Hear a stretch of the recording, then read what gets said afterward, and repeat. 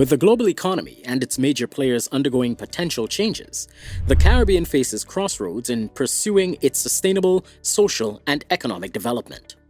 Since becoming independent small states, the question of how we finance regional development has been a constant, as the region has relied on Western-controlled and private financial institutions in the global financial architecture for development financing, usually at a cost and on their terms.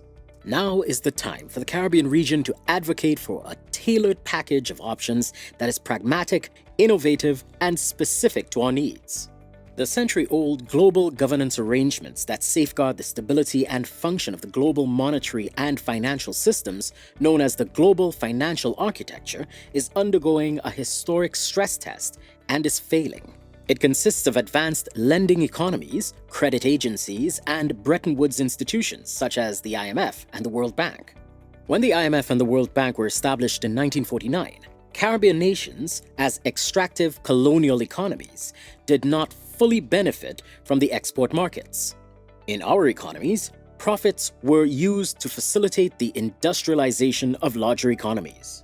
Due to our colonial past, geographical location, and small, open economies, Caribbean nations are intrinsically vulnerable today.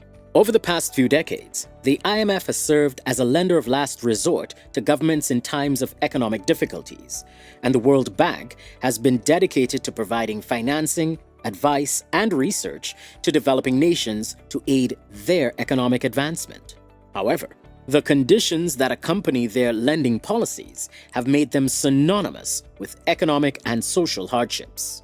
The Caribbean is trapped in a cycle where governments divert development finance to repay existing debts, impacting infrastructure, education, healthcare, and climate resilience.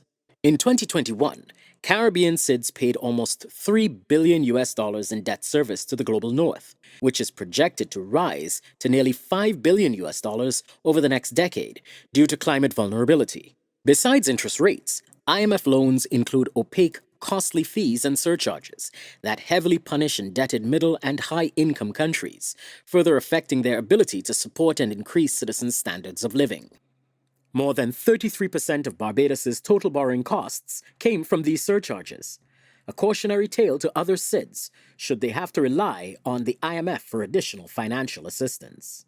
Civil society organizations worldwide have urged the United States to use its voice and vote to end this punitive practice and advocate for the World Bank to use a multidimensional vulnerability index, which captures the economic, social, and environmental factors that contribute to Caribbean and other SIDS vulnerabilities, instead of the gross national income indicator, which is only used to measure access to concessional finance. This vicious cycle must end for sustainable development goals to be achieved. SIDS and middle-income Caribbean countries demand global reform that acknowledges our unique characteristics. Moreover, our governments must make informed and transparent decisions when incurring debts for future generations.